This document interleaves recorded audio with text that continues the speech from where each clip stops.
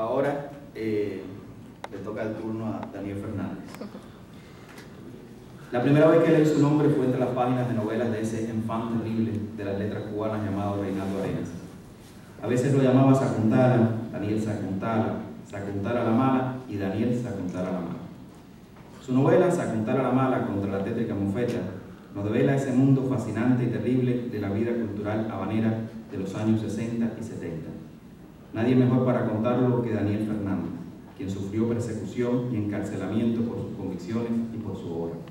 Una especie de ajuste de cuenta, de venganza literaria que se torna en un singular homenaje, que nos conmueve y nos hace reír a la vez. Una novela de excepcional calidad, en el decir de Stephanie Panichelli, un testimonio de un periodo clave de la historia cubana del siglo XX. Daniel Fernández estudió licenciatura en literatura hispanoamericana y cubana en la Universidad de La Habana. Trabaja actualmente como crítico de música clásica y columnista del Nuevo Herald en Miami. Perteneciente a la llamada generación del Mariel, el autor escribió una novela en Cuba, La vida secreta de Truca Pérez, por la que fue sancionado a 4 años de privación de libertad.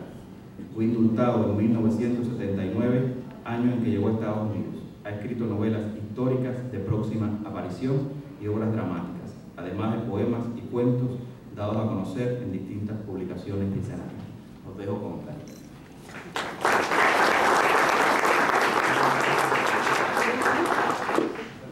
Bueno, gracias a todos los presentes, donde veo amigos que hacía mucho tiempo que no veía, antiguos alumnos de mis cursos de literatura y de historia de la ópera, grandes amigos de hace mucho tiempo y nuevos amigos. Gracias por las palabras elogiosas, Rodolfo, y también a la Feria del Libro por darme esta oportunidad de estar aquí con ustedes, complicándoles un poco la mañana de sábado. Pero bueno, supongo que anoche se acostaron temprano para poder estar temprano aquí.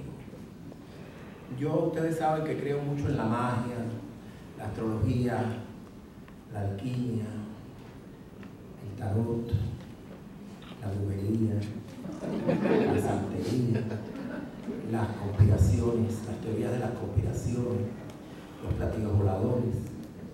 Y entre tantas cosas que creo en la bibliomancia. Y dije, bueno, ¿qué coño voy yo a leer aquí ahora? Porque hay un público tan heteróclito, hay gente que me conoce, pero hay gente que no me ha visto nunca. Hay gente que sabe quién es Reinaldo Arenas, pero a lo mejor hay gente que no lo sabe. Y entonces dejé que Dios, el destino, el universo, escogiera lo que voy a leer, porque mejor que yo explicarles lo que es el libro, mi interés es despertarles el ansia de leerlo. Y la página que salió es lo que yo voy a leer, es breve, no se asusten, no vayan corriendo al baño. Y si les gusta, pues embúñense, lo compran y lo leen todo. Pero me salgo del tema. En ese documental, Irán dice que Reinaldo había entrado en la cárcel como una persona y salió como otra. La famosa estancia en el Morro a fines de los 70, que ya se había convertido entonces en una prisión común, por la causa que le armaron con Coco Salas por corrupción de menores, aunque los presuntos menores eran unos delincuentones mayores. El comentario me tocó especialmente porque yo también salí totalmente cambiado de la prisión en el Combinado del Este, donde estuve unos 15 meses, entre junio de 1978 y septiembre del 79. Las dos prisiones militares que había sufrido antes, ni siquiera la del Morro de 1967 al 68, habían logrado cambiarme tanto. Pero en el Combinado la cosa fue distinta. Por un lado fue el contacto con un horror que solo puede verse en la cárcel. Un estado de degradación total y la complicidad entre reclutas, militares y presos. Los comunes mezclados con los políticos. Allí vi, por ejemplo, la caída de un muchachito aparentemente estrella, rubio, precioso, que se parecía a una campesina soviética que Graham había sacado en sus páginas en esos días, porque había obtenido no sé qué premio.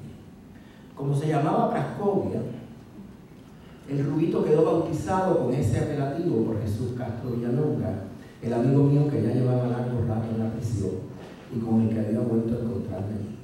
Pues bien, en pocas semanas, y gracias a las intrigas y presiones de un bugarrón tremendo que tenía fama de matarife, pero lo mantenían entre los políticos porque había intentado abandonar el país en balsa. Entre paréntesis, en aquellos tiempos era causa política. Aquel dulce joven varonil se convirtió en una ramera en la que cualquiera podía satisfacer sus urgencias por pocos cigarros. Los que más se beneficiaban de esta prostitución forzosa eran los propios guardias, quienes tenían acceso gratis al público culto de aquel adolescente.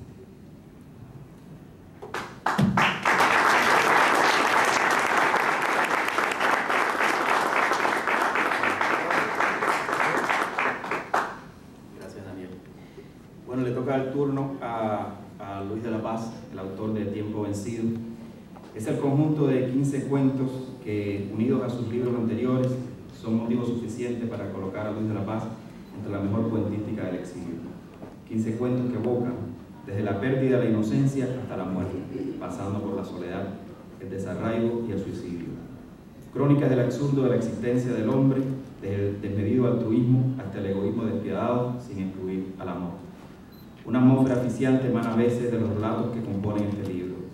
Sus historias se tejen con una prosa limpia y precisa a la vez, llena de imágenes que pueden ser bellas o patéticas, pero siempre cautivadoras. Un lenguaje que seduce al lector y lo atrapa hasta el final, que nos impulsa a leerlo con esa misma prisa voraz que Luis de la Paz nos evoca. Luis de la Paz, La Habana, 1956, salió de Cuba durante los dramáticos sucesos de la Embajada del Perú y el posterior éxodo del Mariel en 1980. Desde entonces reside en Miami. Fue miembro del Consejo de Editores de la revista Mariel desde el 83 al 85 y de Nexos del 98 al 2001 de difusión electrónica. Entre el 2001 y el 2008 edita El Atejo, revista de literatura cubana.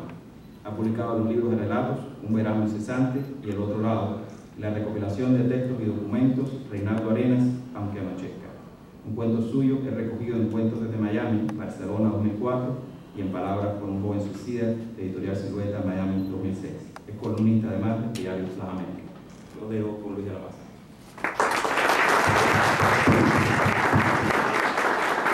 Gracias, buenos días, gracias a la Feria del Libro, a Alejandro Ríos, a Interián, a Rodolfo Martínez Sotomayor, creador de esta editorial emergente que va cogiendo fuerza. Y me ha sorprendido realmente que Cueto haya sido tan breve. Es normal porque él es muy escueto, pero que Daniel haya sido breve me ha sorprendido. Este libro de relatos, como estaba diciendo Rodolfo, reúne 15 historias, son 15 cuentos ambientados en diferentes etapas de la existencia. Abre con un cuento que es la pérdida de la inocencia, El hombre de lejos, un cuento donde un niño se descubre que vive bajo un estado sitiado, donde se persigue al individuo, donde está prohibido hablar con el extranjero, donde la vida es perseguido de cada individuo. Y cierra con el cuento Balseros, que es un texto ambientado en 1994 en la época del éxodo de los balseros, que como indicó Rodolfo, yo vine en el Mariel en 1980 y el 94 ocurrió muchos años después, 14 años después, pero el ambiente que creaba los balseros me permitía más fácilmente crear esta narración. En el medio hay una variedad de textos de tema personal, familiares, otros no tanto. Hay homenajes a varios amigos que ya han muerto, como Alberto Dumé, el dramaturgo, a Leandro Eduardo Campa, el poeta cubano. Y también hay cuentos en homenaje, en reconocimiento a figuras que están vivas, como José Abreu en uno de los relatos.